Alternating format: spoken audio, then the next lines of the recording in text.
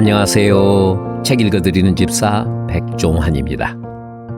장애인의 인권이 아닌 사람의 인권에 관한 인식전환이 요구되는 시대입니다. 이러한 인식전환은 아주 사소한 반성에서 출발하면 된다고 봅니다. 마치 늘 강아지를 만지고 손을 씻었다. 내일부터는 손을 씻고 강아지를 만져야지라는 한민복 시인의 반성이라는 시의 가르침처럼 늘 나의 강점을 중심으로 내려다보았던 일방의 익숙함에서 벗어나려고 상대방의 입장을 먼저 돌아보아 나를 견주는 양방의 관계로 나아가는 인권 둘레길 걷기 훈련에 권한다는 책의 추천사가 눈에 들어왔습니다. 이렇게 추천사를 쓴 책의 제목은 편견의 가치다이고요. 이 추천사의 주인공은 전 당국대학교 특수교육과 신영기 교수님이셨습니다. 이 책의 저자인 이정현 박사는 지적장애 전공으로 석사, 박사 학위를 받았고요. 특수학교에서 교사로 근무한 경력도 있고 현재는 국립특수교육원에 재직 중에 있는 분입니다. 특수교육과 관련해서 다수의 연구를 수행한 특수교육 전문가라 할 수 있겠습니다. 그러함에도 이정현 박사는 본인이 장애와 장애인에게 품었던 인식과 이해가 얼마나 잘못되었는지를 자각하고 앞으로 어떠한 삶을 살아가야 하는지 다 함께 공유하여 본인처럼 생각했던 비장애인의 장애 인식이 바뀌었으면 하는 바람으로 이 책을 집필했다고 합니다. 그래서인지 이수정 전 국무총리, 현재는 장애인 먼저 실천운동본부 이사장님께서도요. 이 책은 장애 이해를 넘어서 우리 스스로를 돌아보게 한다고 밝혔습니다.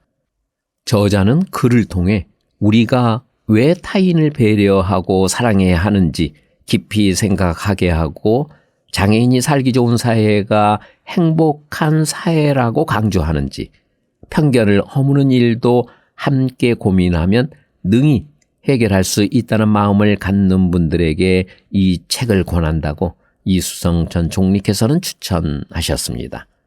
이 책의 구성은 1부 장애와 인식, 2부 장애와 개인, 3부 장애와 사회, 4부 장애와 철학, 사상, 역사로 엮어져 있습니다만 상황상 각 장애 한 챕터씩만 낭송해 드린다는 점 다시 한번 양해를 부탁드립니다. 그럼 장애에 대한 편견과의 이별을 기대하며 편견의 가치다 속으로 들어가 봅니다. 장애 인식은 개선될 수 있을까? 인식은 쉽게 바뀌지 않는다. 2007년 1월 어느 추운 아침 미국 워싱턴 지하철역 앞에서 야구 모자를 눌러쓴 평범한 한 남자가 바이올린을 연주하기 시작했다. 그는 열정적으로 45분 동안 클래식을 연주했다. 거리에 있는 대부분의 사람들은 그의 연주에 귀 기울이지 않았다. 그저 출근 시간을 지키기 위해 서둘러 역으로 오고 갈 뿐이었다. 연주가 끝났을 때 박수치는 관객은 없었으며 바이올린 케이스에 $32 14센트만 덩그러니 놓여 있었다. 바이올린을 연주한 사람은 세계 최고의 바이올리니스트 조슈아 벨이었다. 그가 연주한 바이올린 가격만도 $350만 달러였다. 벨은 음악가로 명성이 높으며 공연 입장표는 매회 매진될 정도로 대중의 사랑을 받고 있었다.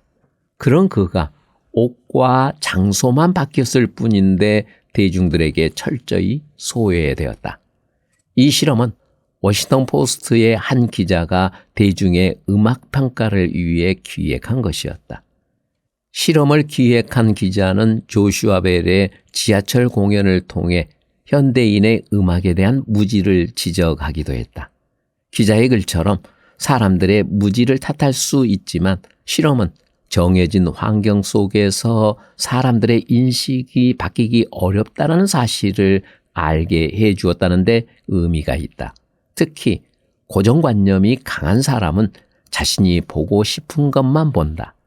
모든 사람은 제각각 생각의 틀을 가지고 있어서 경험한 것을 바탕으로 상황을 판단한다. 그리고 자신이 내린 판단과 결정은 큰 계기가 없는 한 바꾸지 않는다. 누가 세계 최고의 바이올리니스트가 추운 겨울 아침 지하철역 앞에서 연주를 한다고 생각할 수 있었을까? 대부분 사람의 생각 속에서는 거리의 음악가라는 인식이 이미 존재하기에 연주가 훌륭하다, 감동적이다라는 순수한 느낌이나 감정보다 이성이 선행하게 된다.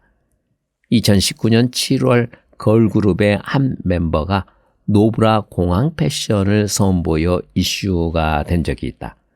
공인으로서는 공공장소에서 노브라는 민폐, 민망하다라는 비난과 브래지어 착용은 본인의 선택이라는 옹호의 의견이 연일 인터넷을 달구었다. 찬성과 반대를 떠나서 한 개인의 속옷 미착용이 왜 사회적 이슈가 되었을까?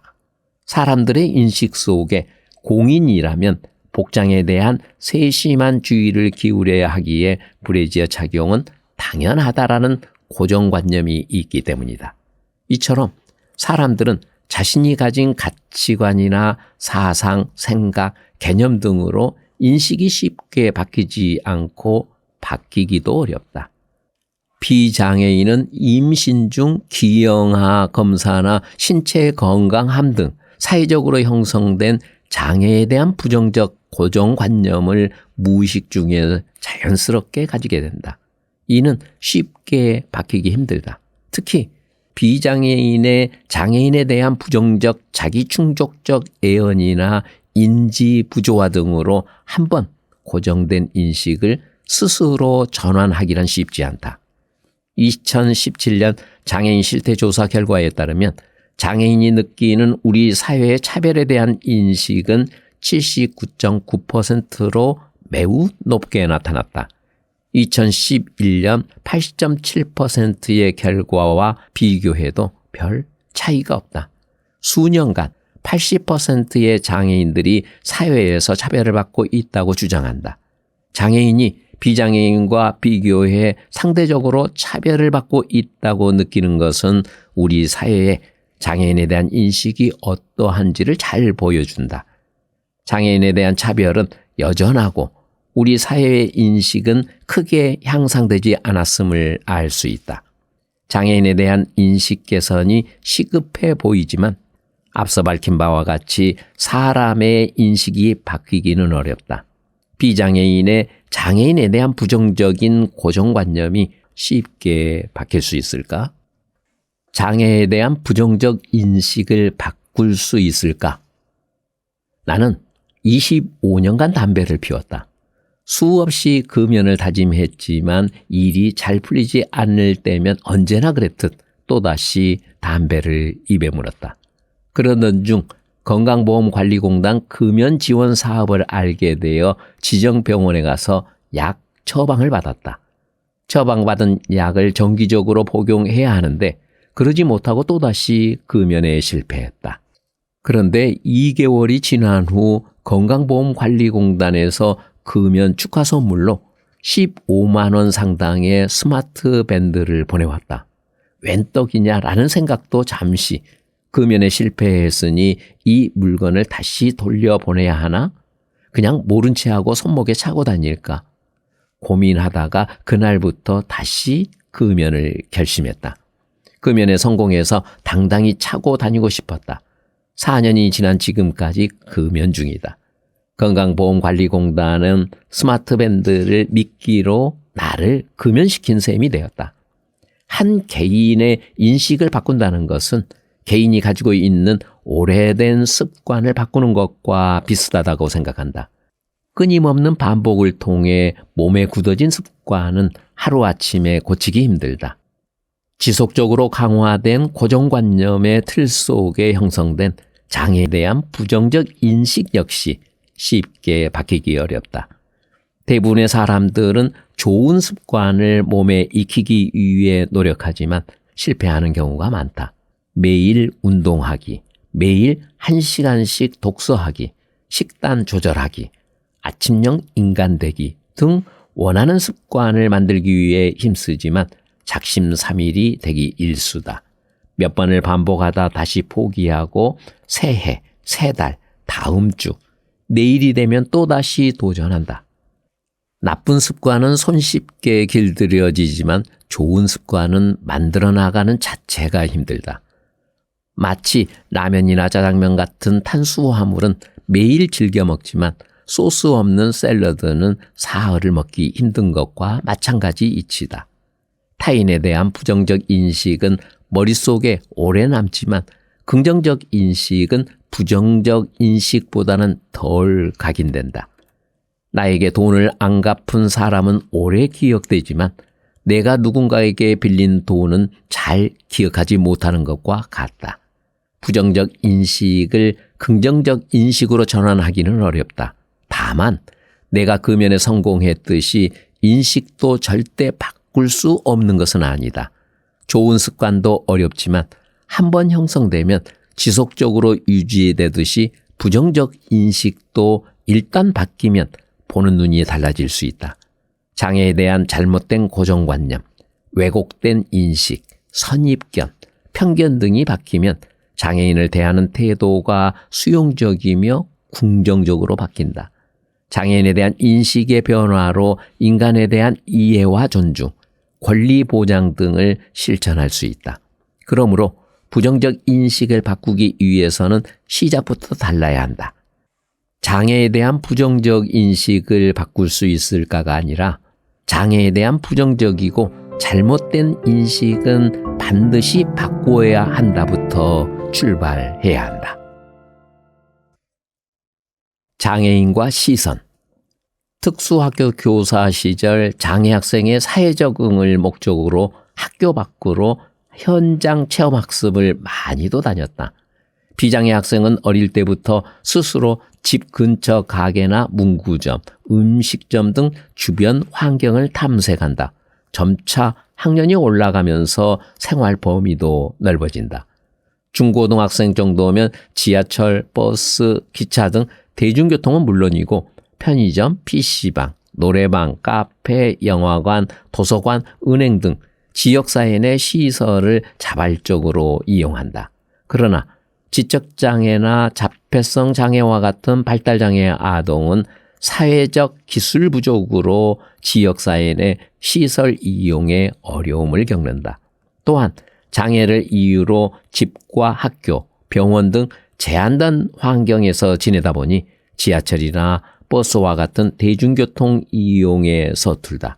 특히 특수학교 학생은 부모가 통학을 시키거나 학교 버스를 이용하고 있어 학교 주변 환경조차 잘 알지 못하는 경우도 있다.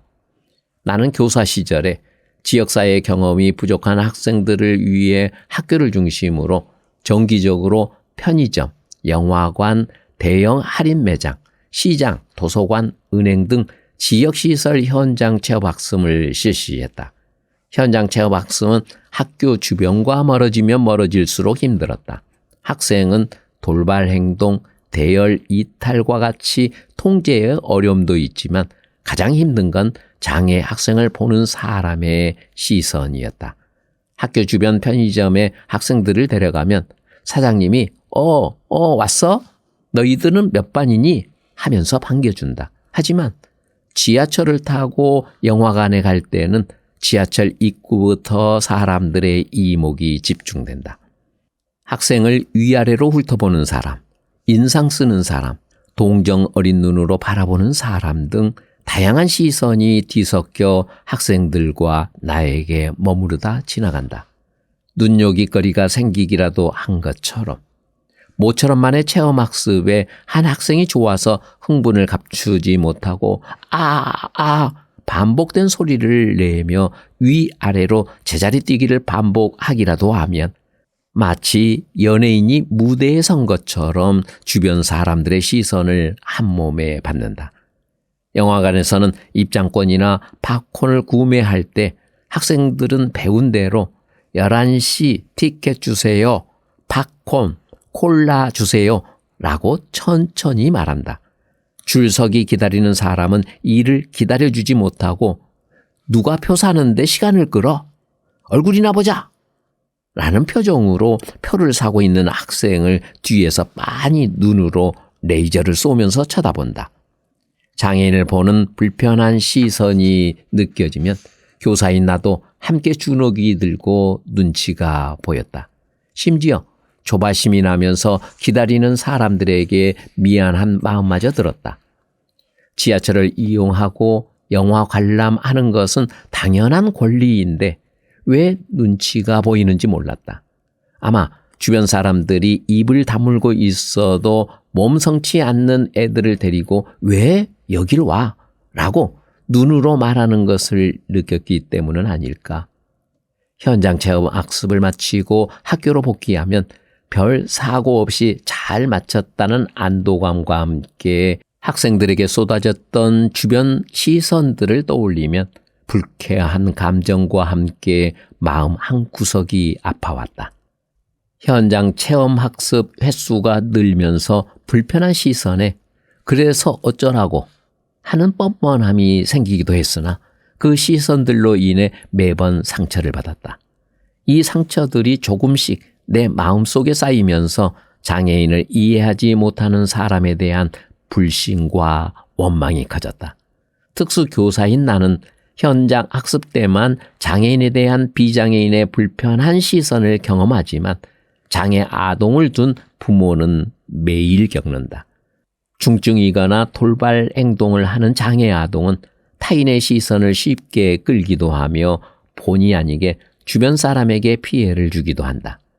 공공장소에서 특이한 행동을 하게 되면 자녀가 구경거리가 되어버린다.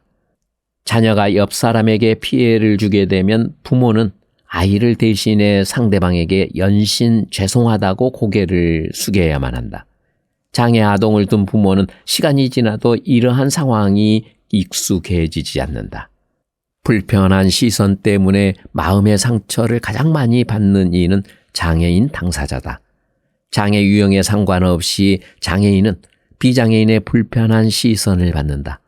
앞을 전혀 보지 못하는 시각장애인, 몸이 불편한 지체장애인, 수화로 소통하는 청각장애인, 사회적 기술과 지적 능력이 낮은 지적장애인, 타인과의 소통이 어려운 자폐성 장애인, 정신기능의 이상을 가진 정신장애인 등 어떤 장애를 가졌더라도 비장애인은 장애인을 보자마자 이상하다는 듯 빤히 쳐다보거나 황급히 고개를 돌리기도 한다. 누군가 시각장애인은 보지 못하니 불편한 시선을 느끼지 못할 것이라고 생각한다. 그러나 누군가 자신을 뒤에서 혹은 보이지 않는 곳에서 계속 바라보고 있으면 둔감한 사람이 아니고서야 대부분의 사람들은 이상하고 오싹한 감정이 든다. 보이지 않는 시각장애인도 불편한 시선을 느낀다.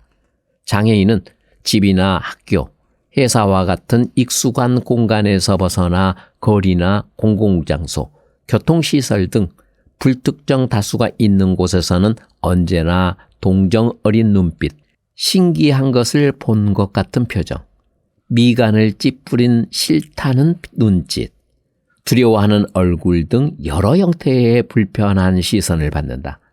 아마 비장애인이 장애인처럼 하루만이라도 불편한 시선을 받는 경험을 하게 된다면 당장 외출을 하지 않을 것이다. 장애인이 받는 시선은 단지 불편함을 넘어 폭력이 된다. 대부분의 사람들은 일상생활에서 이목이 집중될 때처럼 타인의 주관적인 관심을 경험하게 될 때 불안감을 느낀다. 장애인은 수많은 상황에서 다른 사람과 마주치면서 신체적 폭력이나 언어적 폭력을 당한 것처럼 불편한 시선 때문에 마음의 상처를 받고 고통을 느낀다. 나아가 타인의 불편한 시선을 견디지 못하면 외출을 하지 않거나 심한 경우 대인공포증, 대인기피증과 같은 사회 불안장애도 발생한다. 장애인을 바라보는 불편한 시선은 장애 유형별로 약간 차이를 보이기도 한다. 시각장애, 청각장애, 뇌병변장애, 지체장애와 같은 신체 감각장애는 비장애인이 자신과 다른 외형적인 모습에 나와는 다르다는 차별의 시선으로 본다. 그러나 지적장애, 자폐성장애, 정신장애 등의 사회적, 지적, 정신적 장애는 차별적 시선과 함께 경계의 시선까지 따라붙는다. 비장애인은 장애인의 돌발적 행동이 자신에게 해가 될 수 있다고 여기고 거리를 두려는 시선이 보인다. 자폐성 장애인이 지하철에서 소리를 지르고 손뼉을 치고 있는 것을 본다고 하자. 이 행동만 보고 비장애인은 두렵거나 무서움을 느낄 수 있다. 그러나 장애인 당사자는 정말 지하철 타는 것이 너무 좋아서 하는 행동일 수도 있고, 지하철이라는 공간이 폐쇄적이고 계속 흔들려 불안해서 나타나는 행위일 수도 있다. 장애인의 행동을 이해하지 못하는 비장애인은 불편한 시선을 감추지 않는다. 이 불편한 시선은 폭력이 되어 장애인과 부모의 마음에 생채기를 낸다. 장애인이 사회의 한 구성원으로 살아가는 데 있어 장애로 인해 겪는 어려움보다 불편한 시선으로 인한 심리, 정서적 어려움이 더 크다.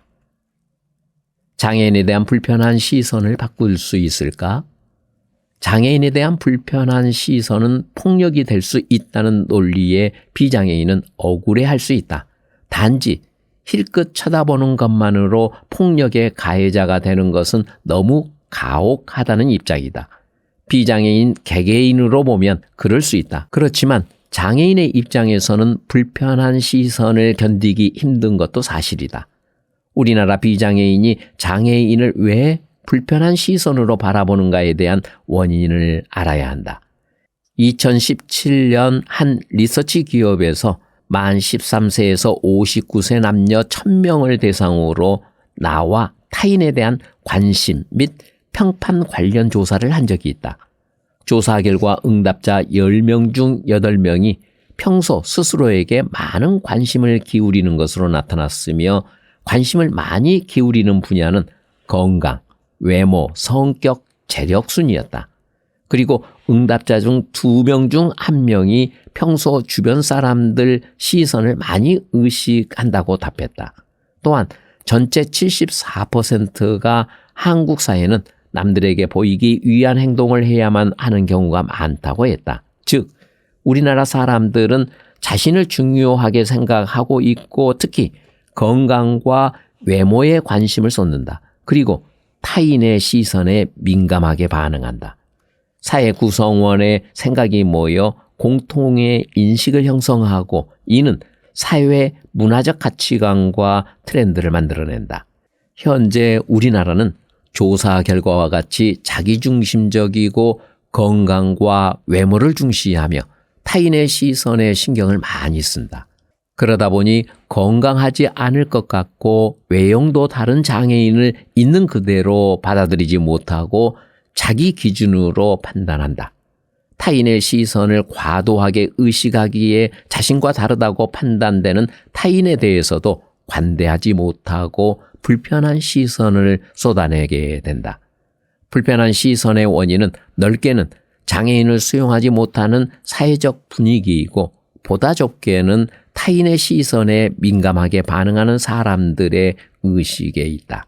그렇다면 비장애인의 장애인에 대한 의식을 조금씩 바꾸면 사회적 인식도 점차 나아지지 않을까? 장애아 부모 이윤희 씨는 에이블뉴스 세상 이야기 칼럼에서 자녀를 데리고 한국에 5주간 있으면서 사람들의 차가운 시선에 몸서리쳐짐을 느꼈다고 했다. 미국으로 돌아간 뒤 한국에서와 같이 대형 마트에서 아이가 이유 없는 분노 발작을 쏟아냈는데 아무도 쳐다보지 않았다고 한다. 마트 직원이나 주변 사람들은 마치 아이의 소리가 전혀 들리지 않는 듯 자신이 하던 일들을 계속했다고 한다. 덕분에 악을 쓰고 울던 아이가 그 자리에서 스스로 울음을 그칠 수 있도록 기다려줄 수 있었다고 하였다. 글쓴이는 타인이 불편해질까봐 마치 아무 일 없는 것처럼 시선을 두지 않고 무심하게 지나쳐주는 존중과 배려가 생활화된 사회 분위기가 얼마나 중요한지를 지적했다. 미국은 개인주의가 강한 사회이다. 개인의 독립성을 인정하고 존중하기에 타인의 행위에 대해 도덕적으로, 법적으로 크게 문제되지 않는다고 판단되면 잘 개입하지 않는다. 이러한 사회적 분위기는 타인에 대한 과도한 시선도 신뢰라고 생각한다. 오늘날 한국 사회도 다른 사람을 별로 신경 쓰지 않는 개인주의적 성향이 강하다. 그러나 타인에 대한 존중과 인정, 배려는 빠져 있고 자신의 불편함을 가장 우선시한다. 자신의 권리가 중요하면 타인의 권리도 중요하다라는 것을 인정하지 않는다. 오로지 자신의 권리가 중요하다. 타인에 대한 이해와 인내, 존중이 부족하기에 불편한 시선을 남발한다. 진정한 개인주의는 상호간의 존중에서 나오는데 그렇지 못하다면 그 사회는 개인주의가 강한 것이 아니라 이기주의가 판친다고 해야 맞다. 비장애인이 장애인에 대한 불편한 시선을 거둘 수 있는 방법은 아주 간단하다. 타인을 존중하면 된다. 그리고 나와는 다른 사람이라고 의식하지 않고 있는 그대로 받아들여야 한다. 장애인에 대한 시선의 폭력은 이질적인 존재에 대한 배타적인 시각이기에 다름이 아니라 닮음을 보아야 한다. 그래야만 장애인을 의식하지 않고 시선을 자연스럽게 둘 수 있다. 휠체어를 탄 지체 장애인이 오르막길을 어렵게 올라가면 도와줄까요? 라고 정중히 물어볼 수 있다. 그러나 안쓰러운 눈으로 쳐다보지는 말라.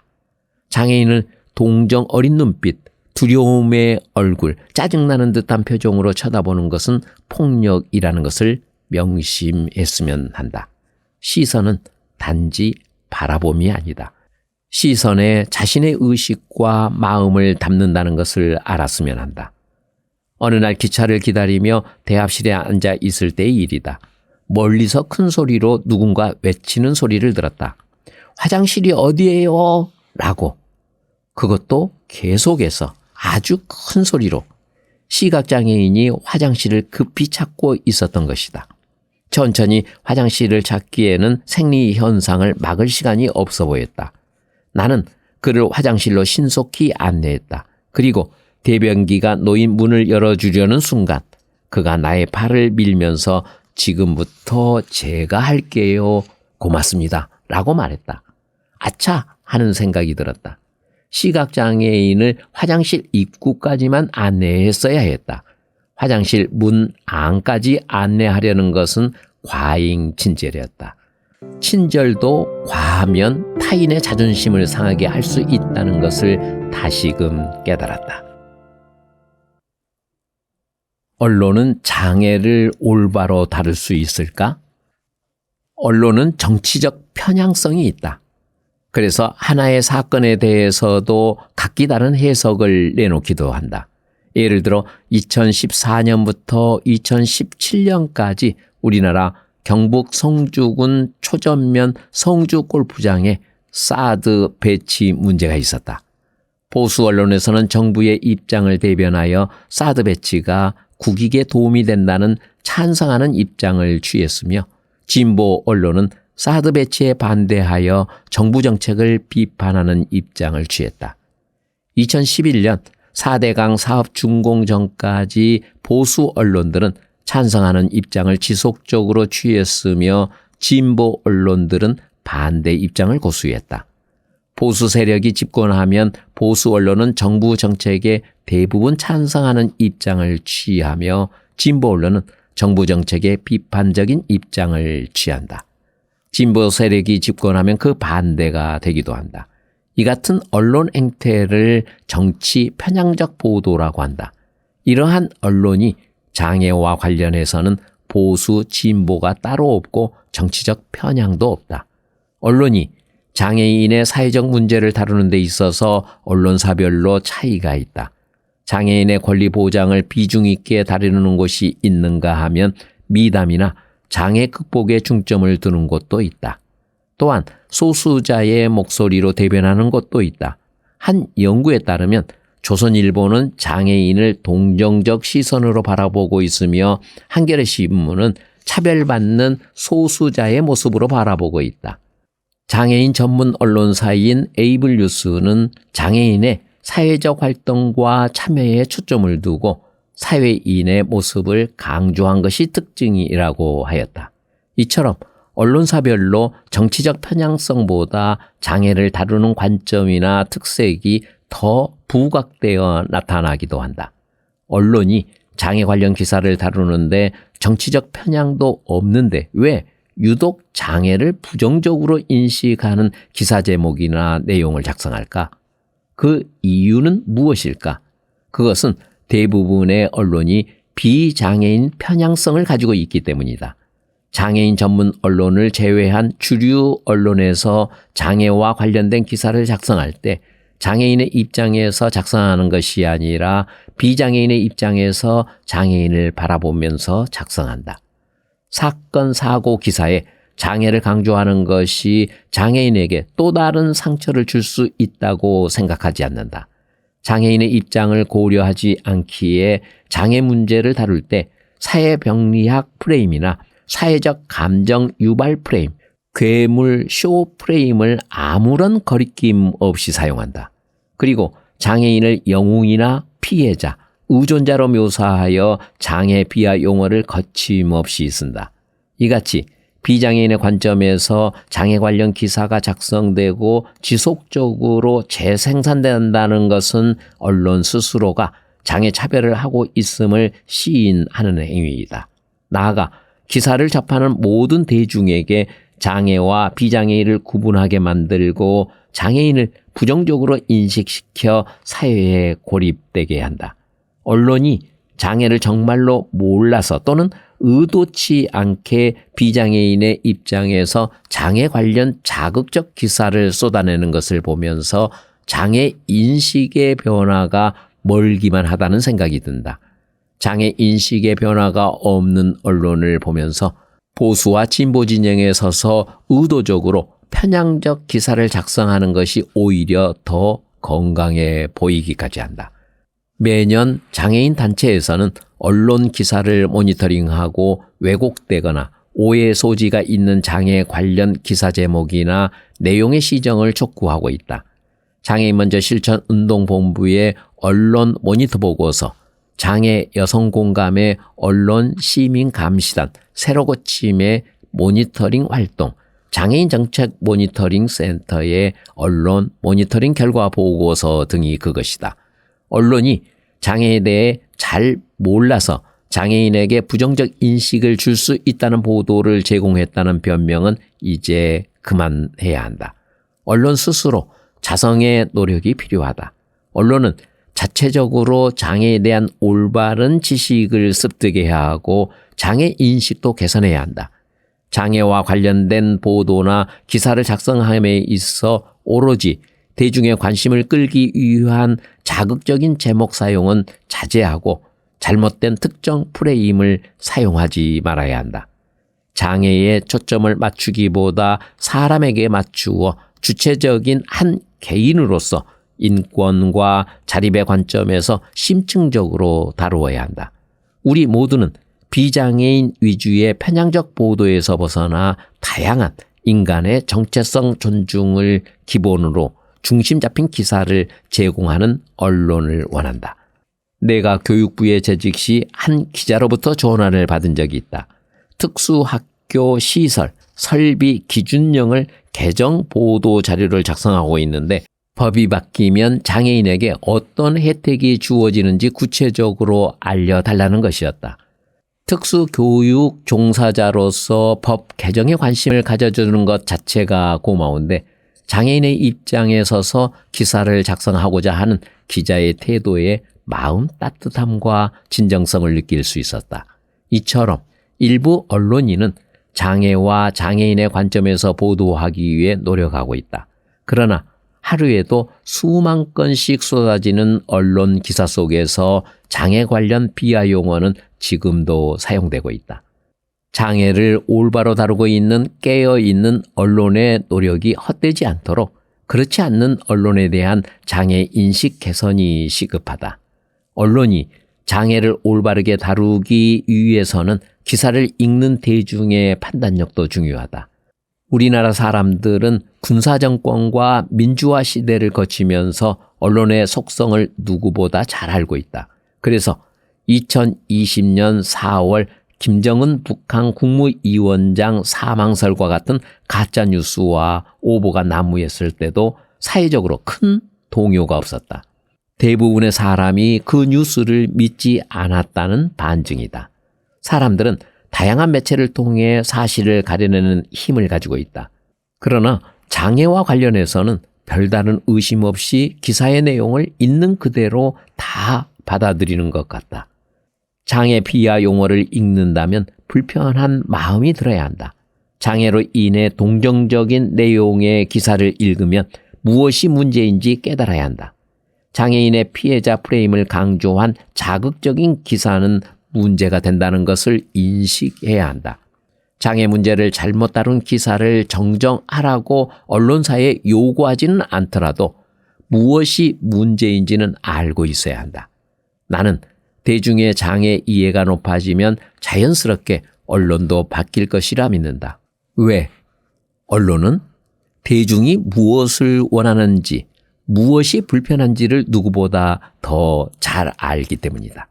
대중이 장애 비하를 불편해하고 장애와 비장애 구분 없이 동등한 사회를 원한다면 언론은 대중의 요구에 맞추려고 노력할 것이다. 1987년 한 장애인 단체에서 장애자라는 명칭 대신에 장애우를 사용하기 시작하였다. 장애를 가진 사람과 장애를 갖지 않는 사람 모두가 친구라는 통합의 의미를 담고 있었다. 한동안 이 명칭이 대중의 호응을 얻으면서 언론을 비롯한 미디어에서도 장애인을 장애우로 부르기 시작했다. 그러나 점차 장애인 사이에 이 용어를 사용하지 말자는 움직임이 일어났다. 장애우라는 명칭은 2인칭이나 3인칭으로 사용할 수 있어도 1인칭으로는 사용할 수 없어 장애인 자신이 사용할 수 없고 장애 친구라는 것은 비장애인의 관점에서만 볼 수 있기에 장애인의 입장에서는 비주체적 용어라는 것이다. 장애인을 비롯한 각종 단체에서는 장애우보다는 법적 용어인 장애인이라는 명칭 사용을 끊임없이 주장했다. 그 결과 지금은 장애우라는 명칭을 사용하는 비장애인이 드물며 언론도 장애우라는 명칭을 더 이상 사용하지 않는다. 이것은 언론도 장애인을 비롯한 대중의 요구에 의해 바뀔 수 있다는 것을 잘 보여주는 사례다. 작은 목소리라도 끊임없이 요구하고 한 목소리를 낸다면 관행적으로 사용하는 언론의 프레임과 비하 용어를 점차 바꿀 수 있지 않을까? 장애인, 비장애인 모두 언론을 향한 댓글의 선한 영향력을 발휘하기를 바란다. 고 노무현 전 대통령이 언론을 향해 시민을 향해 했던 말처럼 시민은 장애와 관련된 언론 기사를 감시할 수 있는 깨어있는 자세를 가져야 하며 언론은 본연의 자세로 돌아가 사회적 약자인 장애인의 편에서 권리와 이익을 대변할 수 있도록 노력해야 한다. 끝으로 언론의 영원한 독자인 사회 구성원 모두가 차별 없이 동등하게 서로를 존중하는 성숙한 시민 의식을 갖추기 위해 노력했으면 한다. 차이는 단순한 다름 그 이상이다. 사회적 의미의 차이는 서로 같지 아니하고 다름 또는 그런 정도나 상태이다. 차이는 신체적 차이부터 성별, 나이, 인종, 성격, 학력, 국적 등 타인과 다름을 말한다. 사람들은 키, 몸무게, 점수, 성별, 피부색, 장애 유무, 재산 정도, 나이, 가족 구성원, 성적 취향, 성 정체성 등 수많은 차이 속에서 서로의 다름을 통해 나를 확인하면서 살아가고 있다. 즉, 차이는 현상의 다름으로 가치 중립적이라고 볼 수 있다. 그래서 옳고 그름, 선과 악으로 판단되거나 기준으로 차이를 사용하지 않는다.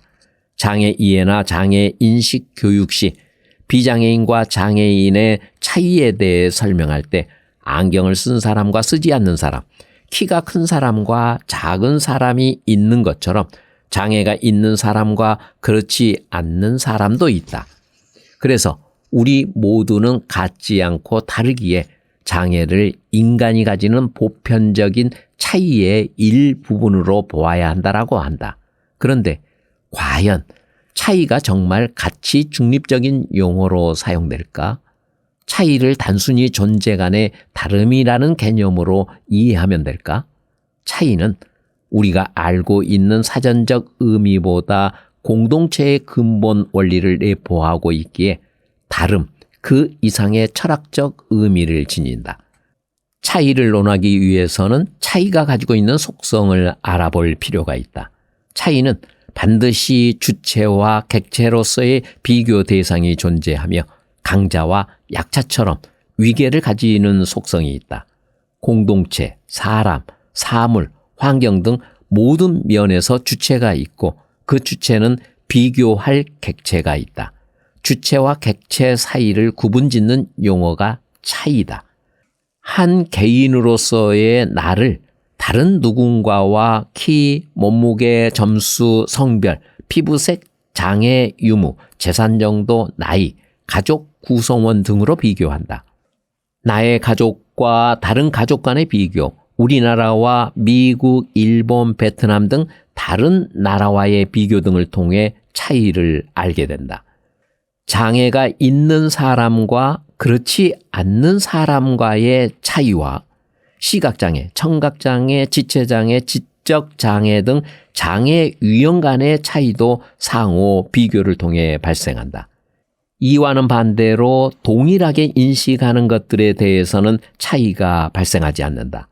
안경을 낀 사람끼리는 그렇지 않는 사람과 비교하지 않는 한 차이가 발생하지 않고 지역적 공동체 내에서는 타 공동체를 경험하지 않는 한 집단 내에서는 차이를 느끼지 못한다.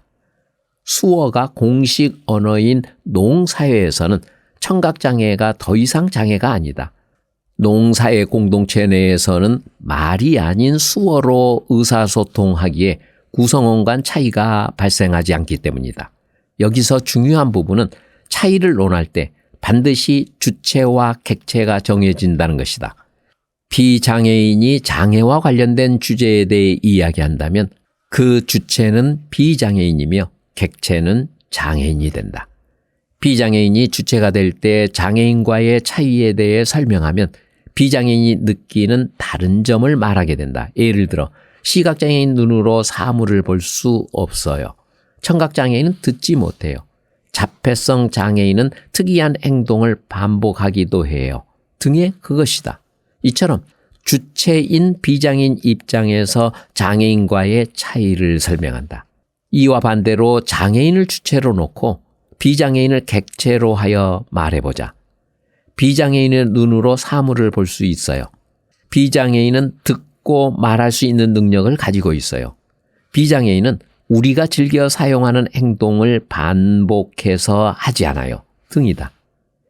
비장애인이 주체가 되어 차이를 인식한 말들은 자주 듣던 말들이라 익숙한 반면 장애인이 주체가 되어 사용했던 말들은 뭔가 어색하다.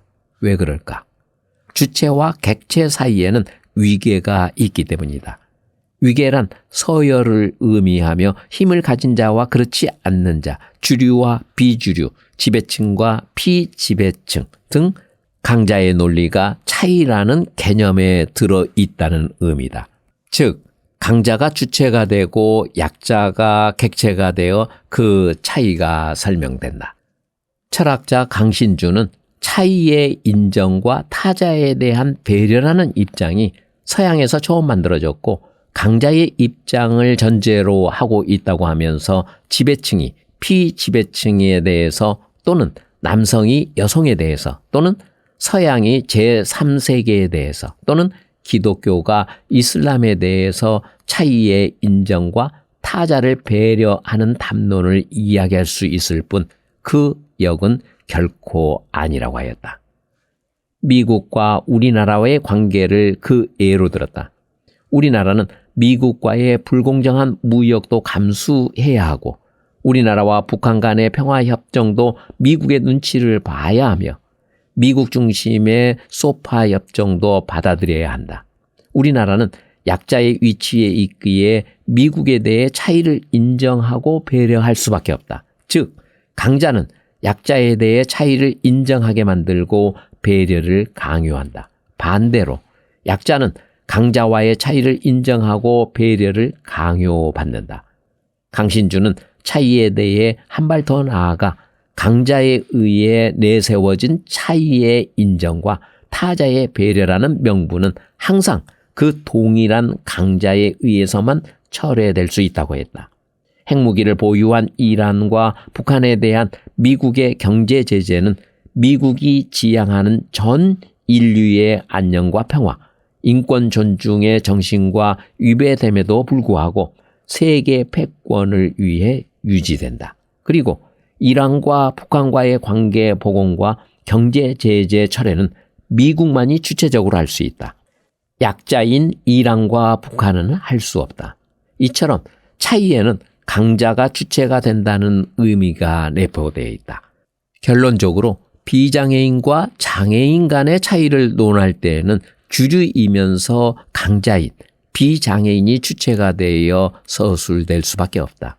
그래서 비장애인이 주류가 된 사회 환경 속에서 소수인 장애인은 비장애인에게 배려를 강요당한다. 약자인 장애인은 교통편의 시설이 부족해도 참아야 하고 장애로 인해 각종 시험이나 서류 면접 시 불편함이 있어도 이해해야 하며 신용카드 발급이나 보험 가입에도 불이익이 발생해도 감수해야 한다. 편의시설이 부족한 공공시설이나 상업시설의 이용이 제한되어도 온라인에 접근하는 것이 불리해도 노동착취를 당하거나 비하하는 말을 들어도 감내해야 한다. 비장애인이 선심 쓰듯 지원을 해줄 때까지 말이다. 장애인이 장애로 인한 어려움을 해소하기 위해 지금까지 제공받고 있는 각종 지원은 비장애인에 의해 언제라도 철회가 가능하다. 서울시는 2020년 3월 강서구의 특수학교가 신설되기 전까지 주민 반대로 무려 17년 동안이나 특수학교를 신설하지 못했다. 특수학교 설립 절차에 아무런 문제가 없었음에도 불구하고 비장애인인 지역 주민 반대로 신설이 지연된 것이다. 일반 학교는 교육부 중앙투자심사위원회에서 학교 신설 승인 시 3년 내에 설립되는 것을 감안하면 서울시 특수학교 설립은 너무 오랜 시간이 걸렸다. 장애인의 정당한 권리가 비장애인에 의해 언제라도 철회될 수 있음을 잘 보여주는 사례라 할 수 있다. 장애학 도전하기의 저자 김도연은 장애인이라는 용어는 불과 200년 전까지만 해도 사용되지 않았다고 한다. 자본주의가 형성되는 근대 사회 전환기에 새로운 자본주의적 노동체계의 배제당해 일을 할 수 없는 사람들을 병자, 광인, 심신결함자, 노약자 등으로 규정하면서 장애인이라는 개념이 생겨났다고 했다. 장애라는 용어가 비장애인이 주체가 되어 만들어지기는 했지만 오늘날에는 비장애인 위주의 사회에서 장애인이 살아가는데 불리함을 없애주고 다양한 지원을 하기 위해 장애인을 규정하고 있다.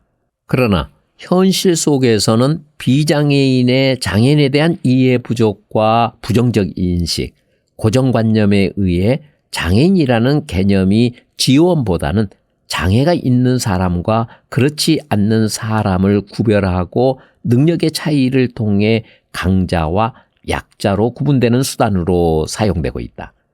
결론적으로 차이라는 개념은 단순한 개인 간, 공동체 간, 사회 환경 간의 다름이 아니다. 주체와 객체가 존재하고 강자와 약자의 논리가 담겨져 있으며 강자에 의해서만 배려와 인정이 허용된다는 의미가 내포되어져 있다. 그래서 외부와의 관계를 통해 내부의 의미와 정체성을 규정하는 차이는 사회적 차별의 대상을 만드는 원인이 되기도 한다. 장애인, 장애와 관련된 차이에 대해 보다 예민하게 반응할 필요가 있다. 차이를 자각한다면 장애인에 대한 사회 구조가 불합리하다는 것을 이해할 수 있고 장애인과 비장애인 모두 만족할 수 있는 사회로 변화시킬 주체가 될 수 있다. 반대로 둔감하면 차이가 차별로 이어져 비장애인만 잘 살 수 있는 사회를 더욱더 공고하게 만들어 나가게 된다는 것을 알아야 한다.